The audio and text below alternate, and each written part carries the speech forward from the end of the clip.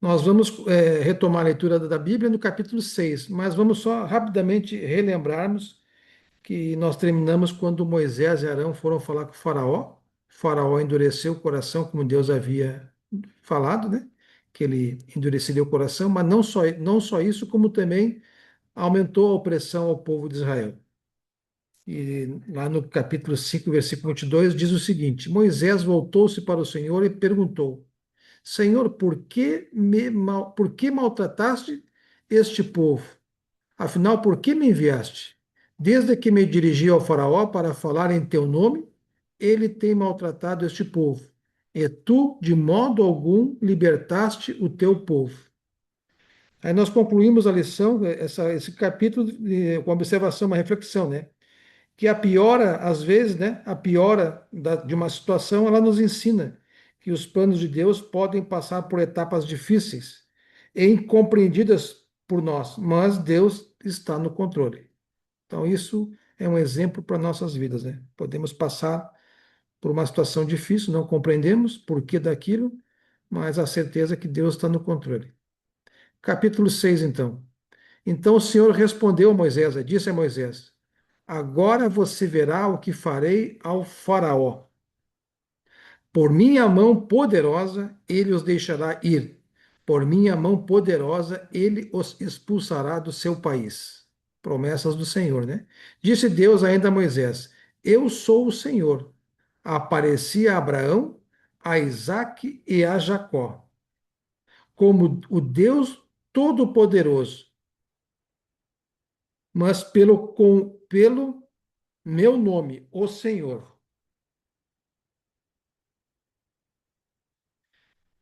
Não me revelei a eles. Então, Deus não havia se revelado ao antigo povo, né, até então, com o nome dele, o Senhor, eu sou Yahvé. Depois estabeleci com eles a minha aliança, para dar-lhes a terra de Canaã, terra onde viveram como estrangeiros. E agora ouvi o lamento dos israelitas, a quem os egípcios mantêm escravos, e lembrei-me da minha aliança. Se a gente recordar bem, Jacó já estava, Abraão, Isaac, Jacó já estavam na terra de Canaã como estrangeiros, não era uma grande nação, era só a família deles. Jacó, o último, né, o último, é, ali saiu de Canaã, foi para o Egito, e Deus havia prometido para ele, para Jacó, que o libertaria, traria o povo de volta, né? Agora vai trazer como uma grande nação, nós vamos ver. Versículo 6 do capítulo 6. Por isso, diga aos israelitas: Eu sou o Senhor. Eu os livrarei do trabalho imposto pelos egípcios. Eu os libertarei da escravidão e os resgatarei com braço forte e com poderosos atos de juízo. Atos de juízo, nós vamos ver os atos, as 10 pragas, né? Eu os farei meu povo e serei o Deus de vocês. Então vocês saberão que eu sou o Senhor, né? Eu sou o Yahvé, o Senhor. Eu sou o que sou. O seu Deus, que os livra do trabalho imposto pelos egípcios. Eu os farei entrar na terra que com mão levantada jurei que daria a Abraão, a Isaque e a Jacó. Eu a darei a vocês como propriedade. Eu sou o Senhor. Então, quando a gente lê Eu sou o Senhor, podemos substituir Eu sou o Yahvé, Eu sou o Jeová, Eu sou o que sou. Então, um pequeno comentário desses versículos aqui que eu vou ler para vocês, do versículo 1 ao 5, então. Em um momento de desespero de Moisés, né? Moisés conversa com o Senhor, Deus reafirma sua aliança com ele, após o faraó aumentar a opressão. Ele se revela como Senhor, Yahvé, o Deus fiel que cumpre promessas, garantindo que libertará Israel com braço forte. É a transição do Deus Todo-Poderoso El Shaddai, que Abraão, Isaac e Jacó conheceram, para um Deus agora agindo na história, o Yahvé, o Senhor. A revelação do nome, no versículos 2 e 3, Deus diz: Eu sou o Senhor, Yahvé. Embora os patriarcas Abraão, Isaac e Jacó conhecessem Deus como El Shaddai, o Todo-Poderoso, agora ele se revela de forma nova, o Deus de aliança que age ativamente para salvar. No versículo 4, a promessa da aliança, Deus relembra a aliança feita com os patriarcas sobre dar-lhes a terra de Canaã, reafirmando que o plano de dar a terra a eles permanecia de pé, mesmo com a escravidão atual. No versículo 5, a escuta é o lembrete de Deus, né? Deus se declara que ouviu o gemido dos israelitas e se lembrou da sua aliança. Na Bíblia, Deus lembrar-se significa que ele está prestes a agir com base nas suas promessas. Não que ele havia esquecido. Então, lembrar significa que ele vai agir. Resposta ao medo, né? Ao medo de Moisés. Esses versículos surgem logo após Moisés questionar Deus, mostrando que mesmo quando a fé humana falha diante da opressão, para nós hoje também, o compromisso de Deus permanece firme. Então, esses versículos trazem o conforto e a autoridade a Moisés. Então, conforto de Deus e autoridade de Deus a Moisés, garantindo que a libertação não dependia do faraó, mas do poder de Deus. Então, Moisés tinha que ficar tranquilo, que a libertação depende de Deus e não do faraó dar ou não a libertação. Então, versículo 9, Moisés declarou isso aos israelitas, mas eles não lhe deram ouvidos, por causa da angústia e da cruel escravidão que sofriam. Então o Senhor ordenou a Moisés: vá dizer ao faraó, rei do Egito, que deixe os israelitas saírem do país. Moisés, mais uma vez, tem uma resistência, né? Moisés, porém, disse, na presença do Senhor: se os israelitas não me dão ouvidos, como me ouvirá o faraó? Ainda mais que não tenho facilidade para falar, então limitando o poder de Deus, né? Mas o Senhor ordenou a Moisés e Arão que dissessem aos israelitas e ao faraó, rei do Egito, que tinham ordem para tirar do Egito os israelitas.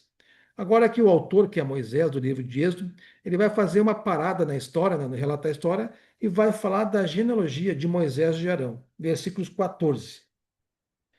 Esses foram os chefes das famílias israelitas. Os filhos de Ruben, que foi o primeiro filho de Jacó, primogênito, filho mais velho de Israel, Jacó, foram Enoque, Palu, Enzrom e Carmi. Esses foram os clãs de Ruben. Os filhos de Simeão foram Gemuel, Jamim, Oade, Jaquim, Zoar e Saul, filho de uma cananeia. Esses foram os clãs de Simeão. Versículo 16 do capítulo 9, 6. Esses são os nomes dos filhos de Levi, por ordem de nascimento: Gerson, Coate e Merari. Levi viveu 137 anos. Levi, nós vamos saber na história aqui, que é a tribo dos levitas, né, que vai ter a incumbência do sacerdócio, né? Os filhos de Gerson, que é filho de Levi, né, conforme seus clãs, foram Libine e Simei. Os filhos de Coate, outro filho de Levi, foram Arão, que é pai de Moisés, de Arão e de Miriam, Izar, Hebron e Uziel. Coate viveu 133 anos. Os filhos de Merari, que é um outro filho de Levi, foram Mali e Muzi. Esses foram os clãs de Levi, por ordem de nascimento. Arão, que é filho de Coate, então filho de Coate e neto de Levi, tomou por mulher sua tia Joquebebe. Então Joquebebe é irmã de Coate, que lhe deu à luz a Arão e Moisés. Amrão, pai de Arão e Moisés, viveu 137 anos.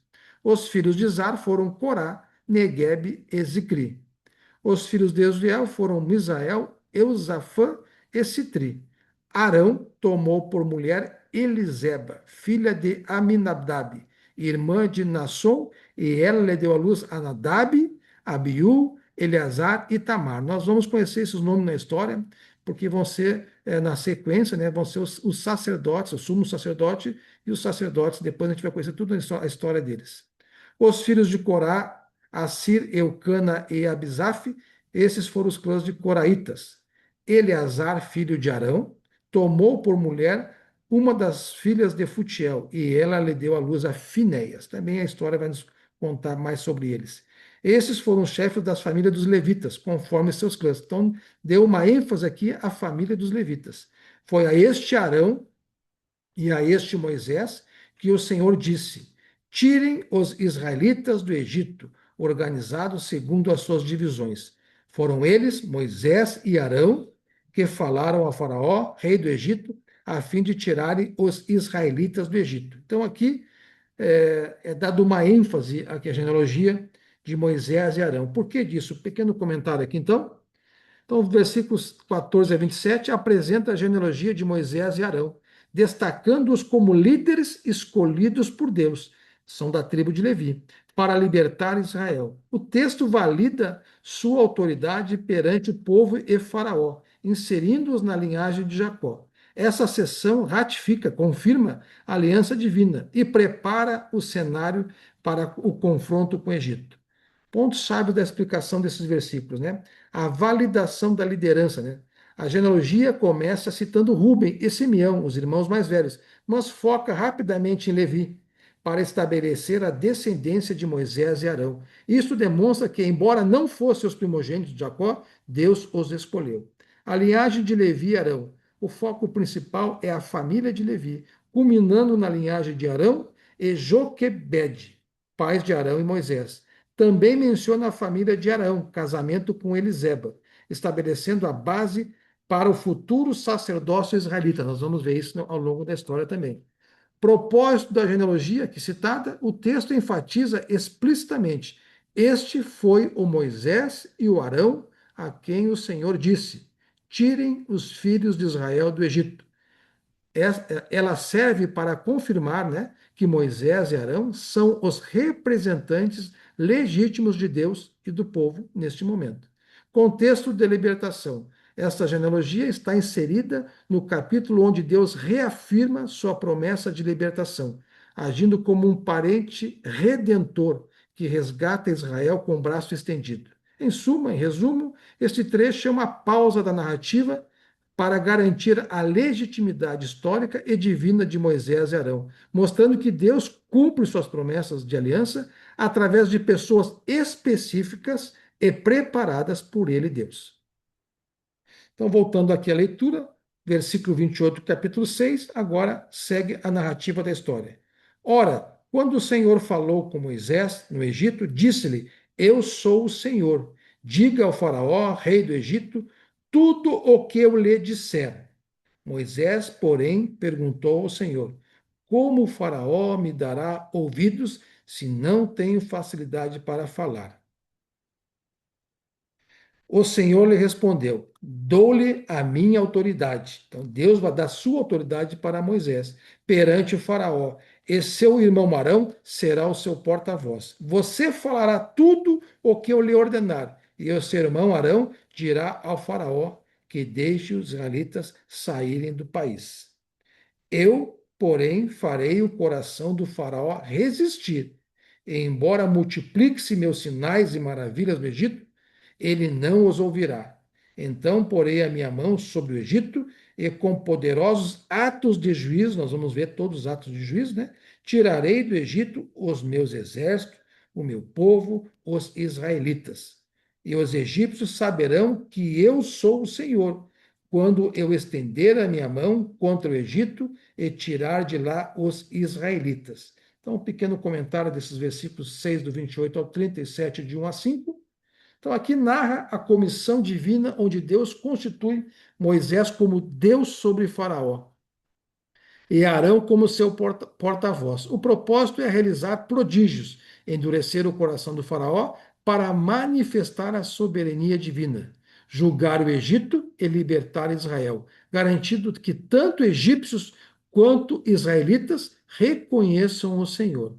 No versículo 1 do capítulo 7, a posição de Moisés. Deus coloca Moisés em uma posição de autoridade delegada, onde ele fala, né? Te constituir como Deus sobre o Faraó, indicando que ele falaria com autoridade divina, enquanto o Faraó, que se considerava um Deus, seria confrontado pelo verdadeiro Deus. Então, Deus confrontaria Faraó usando o Moisés, como autoridade de Deus. O papel de Arão, Arão age como porta-voz, ou como um profeta, né, de Moisés, transmitindo a mensagem ao Faraó, resolvendo a questão da eloquência de Moisés, que não tinha, né?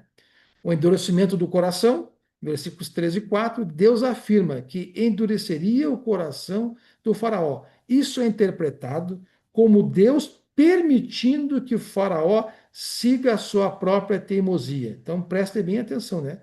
Não é que Deus quer que as pessoas não cheguem à salvação, não. Então, mais uma vez, Isso deve ser interpretado como Deus permitindo que as pessoas com o coração endurecido sigam a sua teimosia e o seu coração, confirmando sua resistência em vez de forçar a sua vontade. Deus que nos dá livre-arbítrio, né? Embora Deus queira que todos sejam obedientes a Ele, portanto salvos. Então, Deus, sabendo da situação do faraó, endureceu o coração, permitiu que o faraó seguisse na sua teimosia. No versículo 5, o propósito das pragas, os milagres e o julgamento de Deus, as pragas, né, vão servir para que os egípcios saibam que o Senhor é o verdadeiro Deus e para libertar também Israel com grandes atos de juízo. Então, dois propósitos das pragas, né? Que todos conheçam, né, os egípcios saibam quem é o Deus verdadeiro e não os deuses dele, e também com o objetivo de libertar Israel com grandes atos de juízo contra os egípcios, faraó e seus deuses. Esse trecho então destaca a soberania de Deus, a obediência de Moisés e Arão e o início do confronto divino contra o orgulho egípcio, demonstrando a superioridade de Deus sobre os falsos deuses do Egito. Voltando então ao versículo 6, do capítulo 7, Moisés e Arão fizeram como o Senhor lhes havia ordenado. Moisés tinha 80 anos de idade e Arão 83, quando falaram com Faraó. Versículo 8, disse o Senhor a Moisés e a Arão, quando o faraó lhes pedir que façam algum milagre, diga a Arão que tome a sua vara, ou seja, a vara, e jogue-a diante do faraó, a vara de Moisés, que seria o seu instrumento de trabalho. E ela se transformará numa serpente. Moisés e Arão dirigiram-se ao faraó e fizeram como o Senhor tinha ordenado. Arão jogou a vara diante do faraó e os seus conselheiros, e ela se transformou em serpente. O faraó, porém, mandou chamar os seus sábios e feiticeiros e também os magos do Egito. Fizeram a mesma coisa por meio das suas ciências ocultas. Cada um deles jogou no chão uma vara, e essas se transformaram em serpentes. Mas a vara de Arão engoliu as varas deles. Contudo, o coração do faraó se endureceu, e ele não quis dar ouvidos a Moisés e Arão, como o Senhor tinha dito. Disse o Senhor a Moisés, aí o coração do faraó está obstinado, ele não quer deixar o povo ir. Vá ao faraó de manhã, quando ele estiver indo das águas, espere-o na margem do rio, para encontrá-lo e leve também a vara que se transformou em serpente.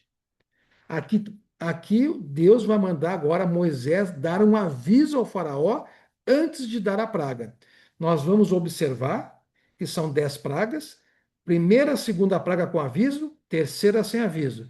Quarta e quinta com aviso, sexta sem aviso. Sétima e oitava com aviso, sétima e oitava com aviso, nona sem aviso e a praga final. É uma sequência de a cada duas pragas, dois avisos, uma praga sem aviso. Nós vamos observar isso bem se ficarmos atentos na leitura aqui. Então, essa aqui é a primeira praga. Deus dizendo: diga-lhe o Senhor, diga-lhe a Faraó, né? O Senhor, o Deus dos Hebreus, mandou-me dizer-lhe: deixe o meu povo ir, para prestar-me culto no deserto.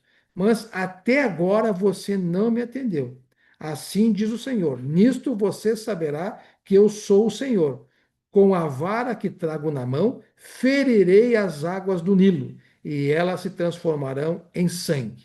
Então, Deus manda Moisés avisar o faraó que castigará, mandará a primeira praga. Esse versículo 17, onde vou repetir a leitura, assim diz o Senhor, então, nisso você saberá que eu sou o Senhor, com a vara que trago na mão ferirei as águas do Nilo, e elas se transformarão em sangue. Então, o versículo 17 marca o início das pragas no Egito, onde Deus ordena a Moisés ferir o rio Nilo, transformando suas águas em sangue. Este ato simboliza o juízo divino sobre o Egito e o poder soberano do Senhor, desmascarando a falsa divindade do Nilo, do rio Nilo. Né? Para eles era divino, né? E de Faraó, provando que só Jeová, Yahvé, o Senhor, é Deus. Contexto da primeira praga: após o faraó endurecer o coração e se recusar a libertar Israel, Deus demonstra seu poder de forma física e devastadora. Significado teológico dessa primeira praga: O Nilo era adorado como a divindade egípcia, Hapi, né?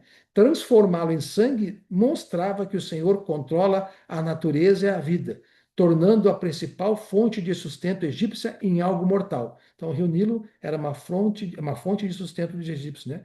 Foi transformado em algo mortal. Todos os peixes vão morrer, né? A vara de Deus. O uso da vara nas mãos de Arão e Moisés reforça que a ação não era mágica, mas uma intervenção divina direta. Então, versículo 17 é uma mensagem de que Deus é supremo sobre qualquer poder humano ou idolatria ao faraó, né? Ele age para libertar o seu povo. Então, no versículo 18, depois que Deus vai fazer isso, né? Os peixes do Nilo morrerão, o rio ficará cheirando mal, e os egípcios não suportarão beber das suas águas. Disse o Senhor a Moisés: diga a Arão que tome a sua vara e estenda a mão sobre as águas do Egito, dos rios, dos canais, dos açudes, de todos os reservatórios, e elas se transformarão em sangue. Haverá sangue por toda a terra do Egito, até nas vasilhas de madeira e nas vasilhas de pedra. Então, Moisés e Arão fizeram como o Senhor tinha ordenado. Então, o Arão vai fazer ação agora, né? Arão levantou a vara e feriu as águas do Nilo na presença do faraó e dos seus conselheiros, e toda a água do rio transformou-se em sangue.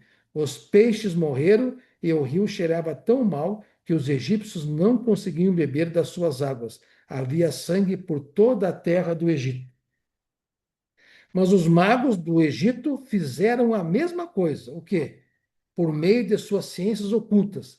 O coração do faraó endureceu e ele não deu ouvidos a Moisés e Arão, como o Senhor tinha dito. Ao contrário, deu-lhes as costas e voltou para o seu palácio. Nem assim o faraó levou isso a sério. Todos os egípcios cavaram buracos às margens do Nilo para encontrar água potável, pois a água do rio não podiam mais beber. Passaram-se 7 dias depois que o Senhor feriu o Nilo. Então, os egípcios lá, né, os magos, fizeram a sua ciência oculta e também transformaram água em sangue. Faraó endureceu o coração. Então, um pequeno comentário desse versículo 22, da ação do faraó e do endurecimento do coração, da ação dos magos, né?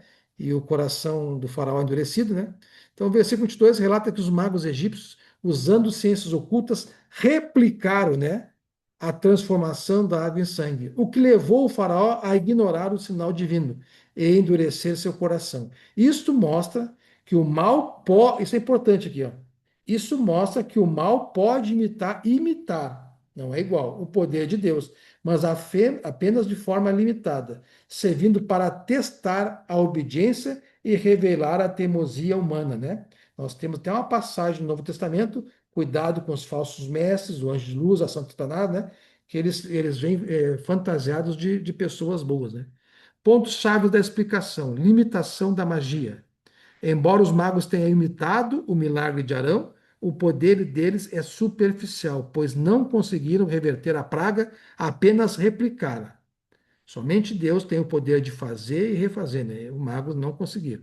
Endurecimento do coração. O versículo enfatiza que Faraó se recusou a dar ouvidos, a ouvir, né? Endurecendo o seu coração ou tendo o seu coração endurecido após sua própria teimosia, né? Faraó era teimoso. Diante da evidência do poder de Deus, ele seguiu teimoso.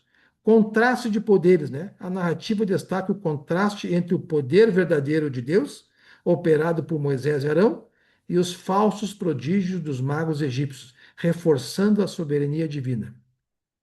Então, o contexto das pragas, nós vamos ver. Este episódio, né, ele ocorre no início das 10 pragas, servindo como uma demonstração inicial de que Deus traria julgamento sobre os deuses e o povo do Egito. O exemplo de Faraó é interpretado como um alerta sobre o perigo da resistência contínua à verdade. Nós temos muito isso nos nossos dias hoje. Então, um alerta aqui, né? Aquelas pessoas que ainda não se converteram. Então, o exemplo do Faraó é interpretado como um alerta para aquelas pessoas que continuam seguindo, resistindo à verdade e ao evangelho, levando ao endurecimento espiritual. Então, as pessoas, Deus sabe quem são, né? Nos dias de hoje e até a eterna, até ele voltar, né? Quem são as pessoas que resistem à verdade, a Cristo, ao evangelho e têm seus corações endurecidos. Então, esse foi a primeira praga que nós lemos aqui, o versículo 25 termina o capítulo 7, e eu vou encerrar a leitura aqui hoje da primeira praga. Aspectos importantes que eu quero que observe é que na primeira praga Deus manda o Moisés avisar o faraó que vai lançar uma praga. Nós vamos ver uma certa modos aqui, operantes aqui. Vemos que Arão executando e o faraó endurecendo, mantendo o seu coração endurecido, né? Deixa eu aqui parar a gravação.